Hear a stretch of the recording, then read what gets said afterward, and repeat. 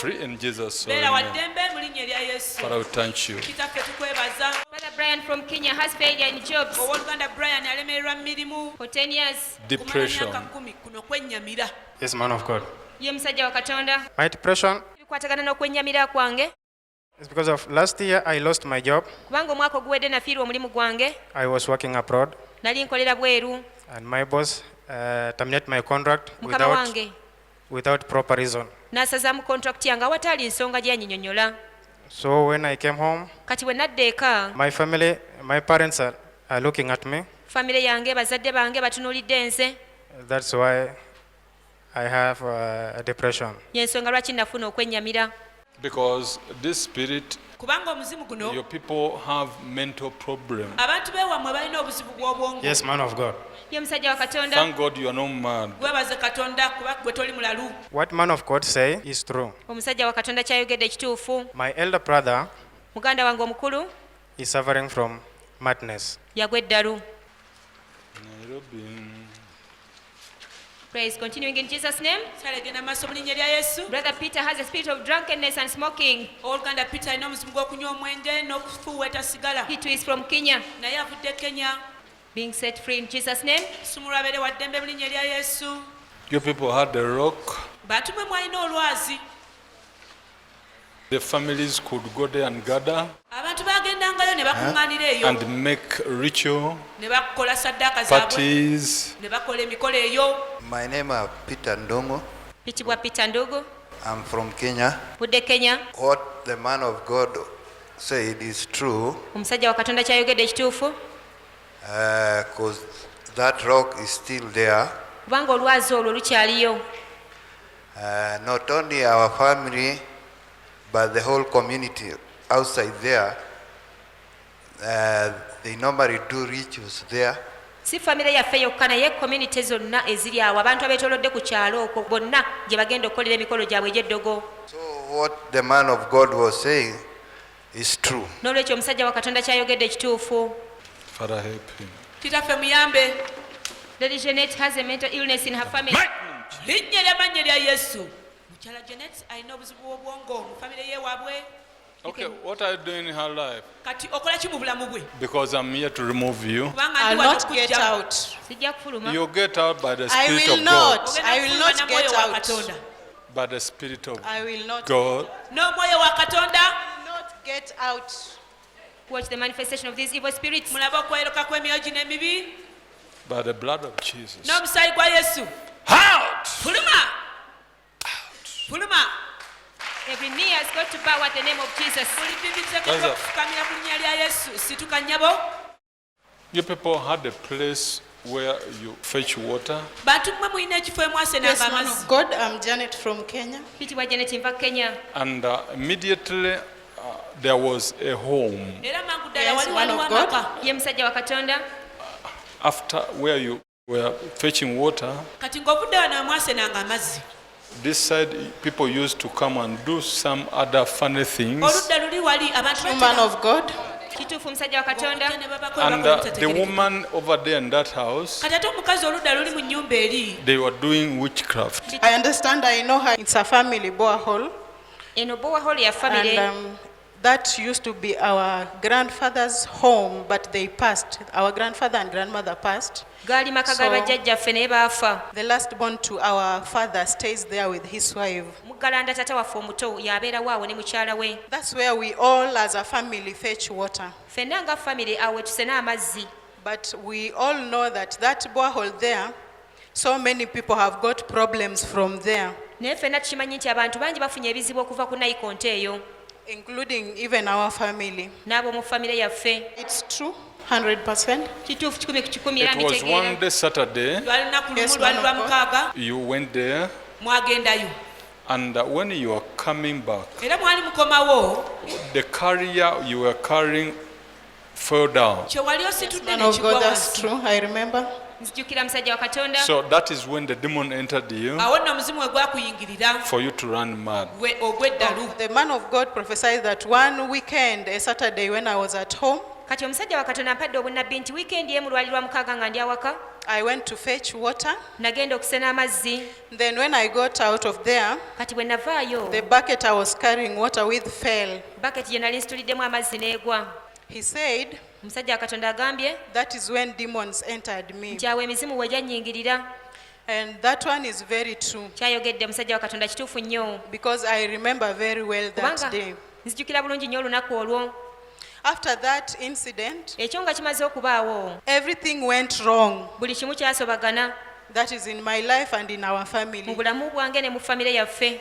I could not get a job Nga sisobola kufuna mulimu after even graduating from Makerere with a degree in law. wadde nga maze okutikirwa digiri mu mateeka e Makerere. I could not do anything that will help me financially. Nga siriiko kye nsobola kukola kiyinza kunviiramu ssente. I was running a business. Nali nzirukanya bizinesi, It went to the ground. yagwira ddala. I just remained there. If you could see me, Nasigala busigazi awo era bw'ontunuulira you couldn't think I had a degree from Makerere like in law. toyinza kikkiriza nti natikirwa digiri ey'amateeka okuva e Makerere. And at the time of marriage, era mu kiseera ekyokufumbirwa it was worse. kyasukka ate You nearly ran mad. kaabula kati ogw'eddalu. At that time when I tried to get married, Mu kaseera ko bwe nagezaako okufumbirwa, things got even more worse. ebintu ate byayongera n'okubeera ebibi. I almost ran mad. Kaabula katangwa eddalu. Everything was so bad that I got depressed. Byonna byali bibi nnyo ne mpulira nga nennyamidde nnyo. I stayed indoors. Nga nsigala neesibidde mu nnyumba, I could not eat. nga sisobola kulya, I grew thin. ne nkogga, I even became dark. ne nzirugala n'okuddugala. I almost became mad. Kaabula katangwa eddalu. True man of God. Kituufu omusajja wa Be Katonda. free in Jesus' holy name. beera wa ddembe mu linnya ettukuvu erya yesu. Lady Mary from Kenya wants to be delivered mukyala mmere okuva kenya ayagala kusumululwa and a well-paying job. n'omulimu ogw'omusasula obulungi. Being delivered in Jesus' name. asumulwa mu linnya erya yesu. Rise up. situka. You said, I don't have many problems. wagambye nti nze sirina bizibu bingi. Let me just go there as you people are going. naye ka ŋŋendeyo nga mmwe nammwe mugenda. I want him just to talk about this man. njagala ayogere bwogezi ku musajja ono. My name is Mary Ntambura from Kenya. Ntuba Mary Ntambula, nvudde Kenya. What man of God says is true. Musajja wa Katonda kyayogedde kituufu. You have a man, but you are not married. olina omusajja naye toli God, yes. mufumbo. Yes, man of God. Ye musajja wa You Katonda. want to know whether this is your husband? oyagala omanye oba ono ye mwami Yes, wo. man of God. Because this kind of situation has made you lose even the affection. Yes, man of God, yes. embeera ekuleetedde okuba nga tokyalina Yes, bwagazi. it's true. Kituufu You don't musajja wa have his love. tolina kwagala Yes, kwe. it's true, man of God. Kituufu You say, musajja wa how can I marry a man I don't love? era ogamba nyinza ki ofumbira It's true, man omusajja of gwe God. saagala. What the man of God said is true. Omusajja wa Katonda kyayogedde kituufu. Yes, I came saying, let me go because I'm not sick. I don't have problem, but let me go and confirm if this man is a true my husband or Musajja wa Katonda kyayogedde kituufu nnyo kubanga nze siri mulwadde. Nagambye naye kanzije. Omusajja wa Katonda ambuulire ku musajja ono oba ye musajja omutuufu. because I'm pregnant for this man and this man is telling me to abort the child. And I Kubanga ndi cannot lubuto lwa do it. musajja ono. Kyokka omusajja y'omwaŋŋamba ndugyemu. So what the man of God said is true. N'olwekyo omusajja wa Katonda kyayogedde kituufu. So don't abort the child. Tojja mu lubuto. The Lord is on your side. Mukama ali ku ludda lwo. He'll protect you. Ajja kukuuma. There will be good news. Wagenda kubaawo amawulire amalungi. In the name of Jesus. linnya erya yesu kristo. Because of the auntie who was a drunkard, olwa anti eyali omunywi w'omwenge you are drinking. naawe onywa omwenge. It's true, man of God. Kituufu musajja wa Katonda. And you dream that woman era olota omukazi oyo passing. ng'ayitawo. Though you dream people strangling you, newankubadde olota abantu nga bakutuga. but this woman, naye It's omukazi true, oyo man of God. Kituufu she musajja wa was Katonda. drunkard. yali munywi wa mwenge. About this woman who is passing by, Kati ku kirooto eky'omukazi ono gwe ndota ng'ayitawo. is also my aunt, but she passed away Era ye ssenga wange naye ono ate ye yafa. long time ago. Yafa dda. About these people strangling me, Ate abantu bano be ndota nga bantuga. they are our family members. Bantu ba famire. So what man of God said was true. N'olwekyo omusajja wa Katonda kyayogedde kituufu. Mr. Nyaga Jeremy from Kenya has a spirit of hatred and rejection. owooluganda nyaga jeremy okuva kenya alina omuzibu gw'okukyabwa n'okugaanibwa. Rise up. situka ssebo.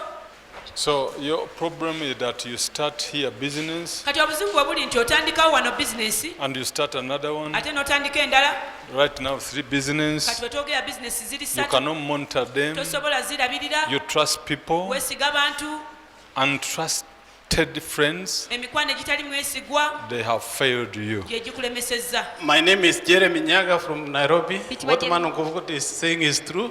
I've done several businesses. I've tried to do whatever I want to do, but I can't manage anything. musajja wa katonda kyogedde kituufu nnyo. mpitibwa Nyaga Jeremy, nvudde Nairobi. Kituufu nnyo, ngezezaako kukola bizinesi nnyingi nnyo naye zonna zinnemerera, sinaako kye nnyinza kutambuza. 3 businesses that I've done. Nakakola I'm bizinesi partnering 3. with a friend of mine to work on a software. The other one is consultancy services, and also there is a catering for my wife that we are trying to work on, but none is taking off. musajja wa katonda kituufu nnyo, nakakola bizinesi 3 nga zinemerera, era nga nkola ne munnange tukola bizinesi eya software, waliwo bizinesi endala ya catering ya mukyala wange, waliwo ne bizinesi endala ya services, naye nga zonna tezinaba kuyitamu. Now 2 of them will pass kati 2 ku zo zijja kuyitamu and you have money. era ojja kuba ne ssente, Everything will be okay. buli kimu kijja kuba bulungi. Thank you, Jesus. Webale nnyo Yesu. And you have pain. Ate olina obulumi, This is a headache unexplained. gwe mutwe ogukuluma gw'otayinza Yeah, at kunnyonnyola. times I normally get a sharp, unexplained headache, but I learned at times to just relax. Kituufu musajja wa katonda, oluusi lumutwe gujja ne gunnuma mangu nnyo bwe guti nga gunnuma nnyo, naye nayiga okukakkana kasa It is gunnuma nga over. nzikakkana. Kiwedde. Before man of God is Lady Helen from Kenya. Mukyala Helen okuva e Kenya yali maaso g'omusajja Katonda. She's allergic to dust and cold weather. She has a headache with a spirit of anger, hatred and Rise rejection. up. Situka nnyabo Ever since the death of this big man, okuva ku kufa kw'omusajja ono ow'ekitiibwa. you people have not got peace. Bantu mwe temufunanga Man mirembe. of God. You are destabilized. Muli awo Yes, man of mwatataaganyizibwa. God. My name is Helen. This is the death of my husband. I've been in ups and downs, struggling. Musajja wa katonda kyogedde ekituufu, mpitibwa Helen, okuva mwami wange lwe yafa mbadde ndafuuba na bulafuubanyi. Lady Lily too is from Kenya with pain in the left shoulder, Mukyala Lili naye okuva e Kenya alumizibwa mu kibegabega kya kkono. with peptic ulcers disease. Alina n'amabwa g'omu lubuto. How are you feeling now? Good, Kati light. mpulira Now it's bulungi. okay. Kati oteredde. Wow, thank you. Weebale nnyo Yesu. You are trying to break through Ogezaako okubotola oyitemu with the businesses, ne bizinensi. but 2 of them you pushed Naye 2 ku zo ze wasindiikiriza ended up into a big setback. zaakomekkereza mu kuddirira oba okuyibwa Yeah. okw'amaanyi. Yeah, they didn't go through. Tezaayitamu. Be free in Jesus' name. Beera wa ddembe mu linnya ery'amaanyi erya Yesu. Where the small girl Akawala akatono kali ludda wa look like you. akakufaanana. She's in America with my daughter, my granddaughter and my daughter. Kazzukulu They're in kange America. kali ne She muwala look wange like mu you. Amerika. Kakufaanana. Eh? Yeah, Kanfaanana. she's named after me. Immediately she came here and said, "Man of God, pray for me. Amangu ddala kazze wano ne kaŋŋamba musajja Katonda nange nsabira. I'm troubled with stomach." Ntawaanyizibwa olubuto. Yes, yes. I pray for her, Kati nkasabira the stomach to be healed. olubuto luwonyezebwe. When you call, the problem is over. Bw'onaabakubira ku simu bajja kugamba obuzibu buweddewo tebukyaliwo. Pray for Pastor Mary from Kenya. Blood of Jesus. Musaayi gwa Yesu.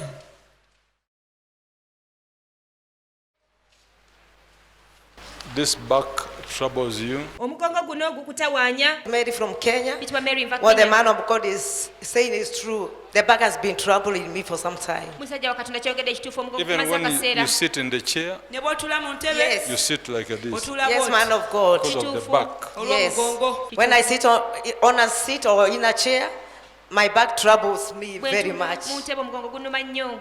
I had not even written it in the prayer card because it had become so common. I thought it is just normal. Saakiwandiisiza na ku kipande kyange kubanga kyampitirirako So ne I'm ngamba here to ndowooza confirm- kya bulijjo. You just need the anointing, not this fasting too much. Weetaaga bwetaazi mafuta si kusiiba kuno okw'amaanyi ennyo. Yes, I Instead do fast too much. Kituufu nsiiba nnyo.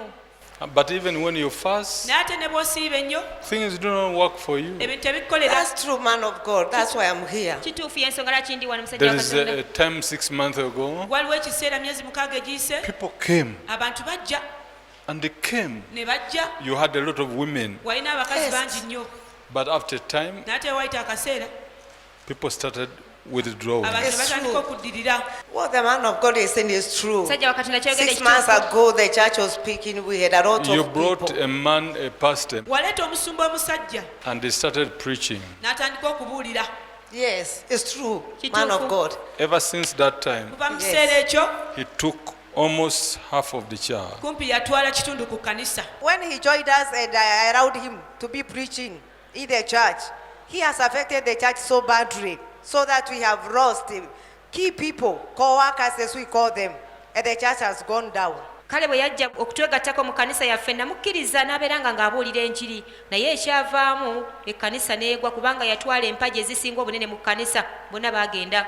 What you are saying is true, man of God. You only need anointing. Weetaaga bwetaazi mafuta. You fast too much. Osiiba nnyo. You want to die. Oyagala kufa. Nedda. And this ulcer has started on you. Kati n'amabwa g'omulubuto gakutandiseeko. You have ulcer. Olina amabwa g'omulubuto. Kituufu. Yes, I have ulcers, man of God. Nina amabwa g'omulubuto. Rise up. Situka. The other time you were urinating and feeling pain. Ku mulundi guli wafukanga ng'owulira obulumi. Yes, what you are saying is true. I was having pain when I go for short call, and I went to the pharmacy. I was given some treatment. Because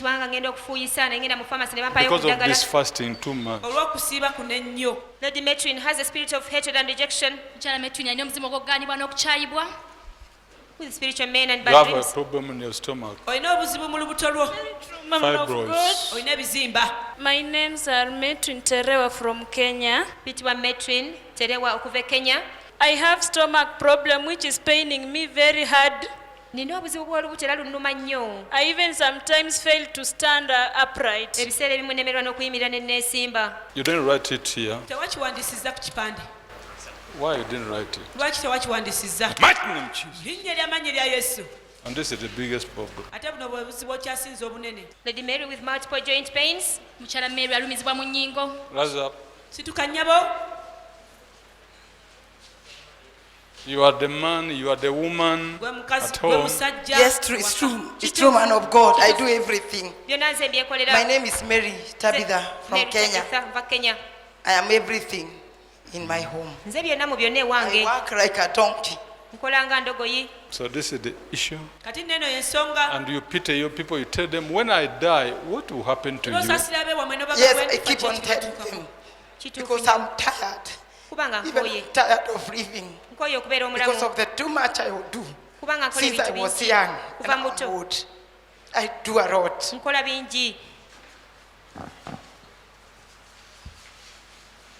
Rise up. Situka nnyabo. I'll push you.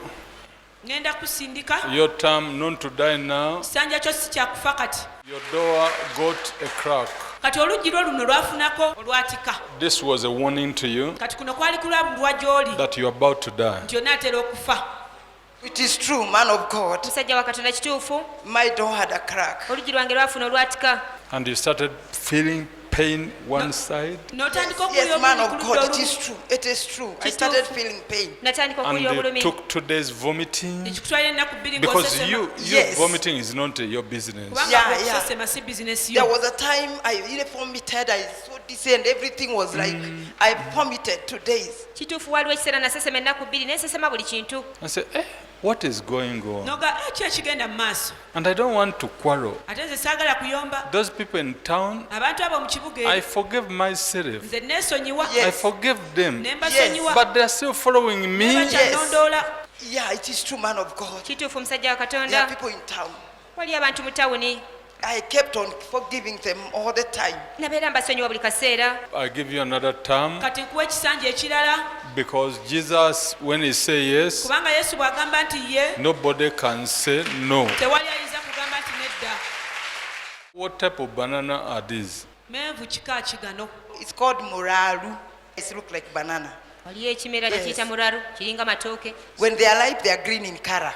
Bwe gengera They gabeera are ga not yellow, they kiragala. are green. Yes. Because we've gone to a home, Kubanga tugenze mu maka.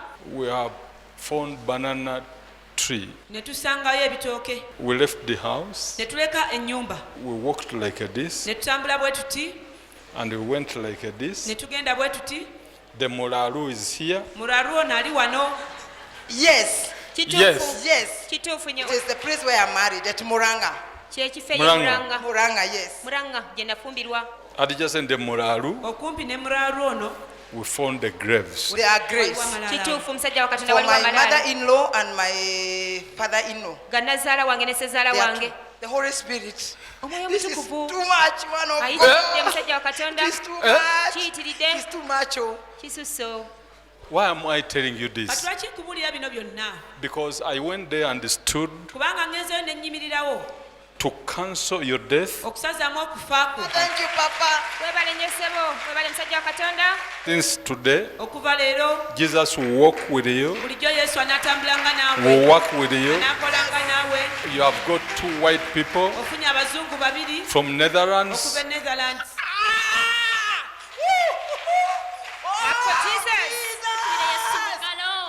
And this is what you have been praying for, Era kino ky'obaddenga osabirira to get white people to join your ofune school. abazungu okwegatta ku ssomero lyo. Now they have come from Kati Netherlands. bazze okuva e Budaaki. It has been my prayer to get white people to come and assist my school. So whatever man of God has said, it is very true and very true. Ebadde essaala yange bulijjo okufuna abazungu okujja okuyambako mu ssomero lyange. Musajja wa Katonda kyayogedde kituufu nnyo. Lady Christabel from Kenya is jobless for 10 years. Mukyala Christabel okuva mu Kenya azze nga talina mulimu okumala emyaka 10. Situka nnyabo. Where's Margaret? Margaret ali Margaret muddawo. is my sister, Margaret muganda wange. and she's the one who educated me. She's like a mother to me. Margaret alinga maama gyendi ye yansomesa ate nga muganda I wange. beg, Nkwegayiridde, I beg, nkusaba busabe. get an envelope Funayo ku bbaasa and a chicken n'enkoko or something good she likes. oba ekirungi kyonna ky'ayagala ennyo. Go and give it to her Genda okimuwe and say, Mommy, I love you. omugende nti mami nkwagala nnyo. This is my immediate follower.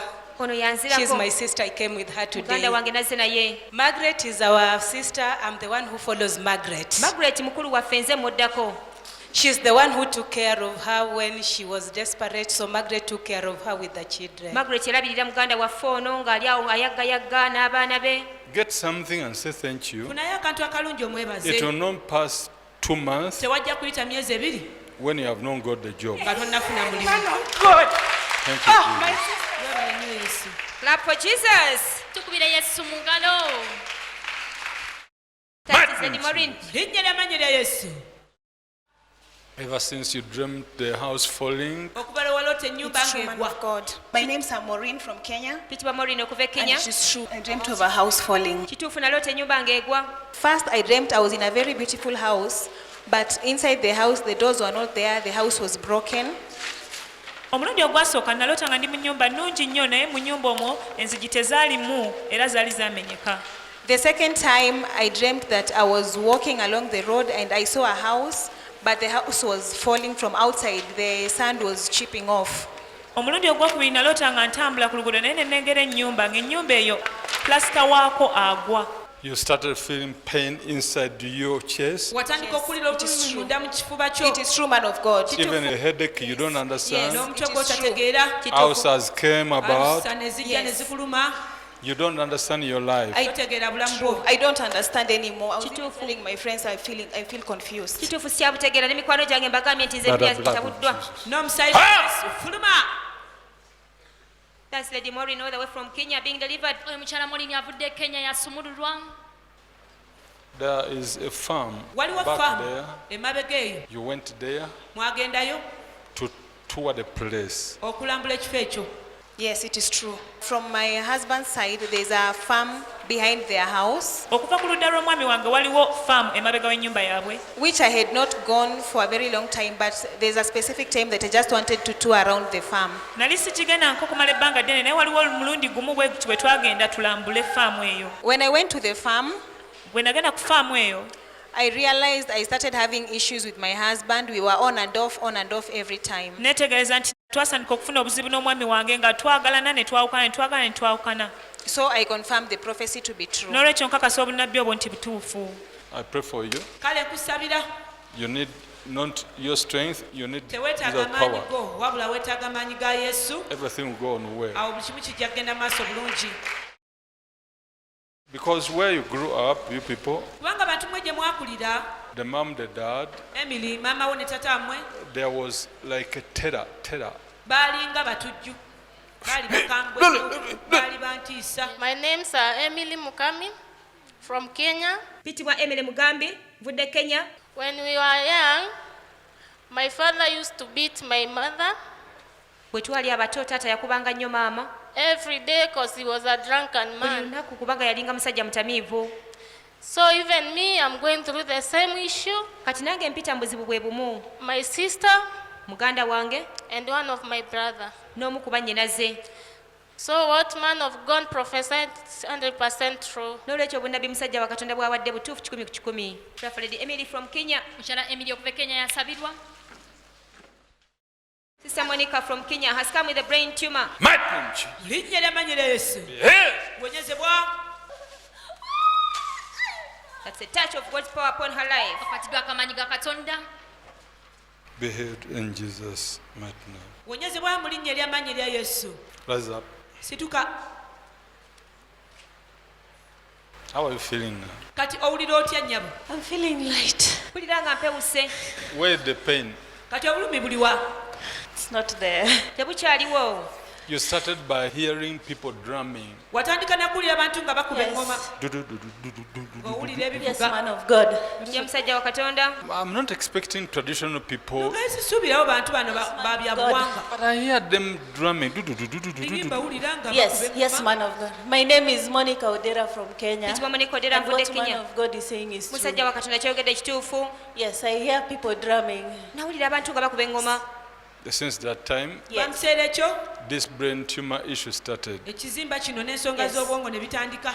because of the demons olw'emizimu which overwhelm you, ejjakusukulumako attacked you. ejjakulumba Immediately you left the party. mangu ddala bwe wava ku kabaka awo Headache started you. amangu ddala omutwe ne gutandika okuluma. Man of God, when I was 18 years old, bwe nali nina emyaka 18 I went for an introduction wedding. nagenda ku mbaga ey'okwanjula. It was my cousin's wedding, though we are not that related, but we are cousin at a distance. Yali kizibwe wange naye nga tetuli baluganda nnyo. So in the midst of the party, mu masekati g'embaga, I heard traditional drums. Nawulira engoma ez'obuwangwa. So since that time, okuva mu kiseera it's ekyo been off and on, omutwe gubadde gunnuma nga gusirika, but it was very painful. naye gwannuma nnyo. And I will take Panadol, era nga mira then Panadol, it disappears. After some times, it comes back. ne gulekeraawo oluvannyuma lw'ekiseera ne guddamu ne gunnuma. Then after some years, wayita emyaka it emitonotono, was very severe, so I decided, let me go to the doctor and see if maybe I have a problem. omutwe gweyongera okunnuma ne nsalawo ngende ku basawo ndabe oba nina obuzibu bwonna. That is when the doctor confirmed to me that I have a brain tumor. Omusawo yankakasa nti nina ekizimba mu bwongo. What the prophet said is very, very true. I n'olwekyo omusajja wa confirm. Katonda kyayogedde kituufu nnyo era nkikakasa. You are free. oli wa ddembe. Thank you, Jesus. Weebale nnyo Yesu.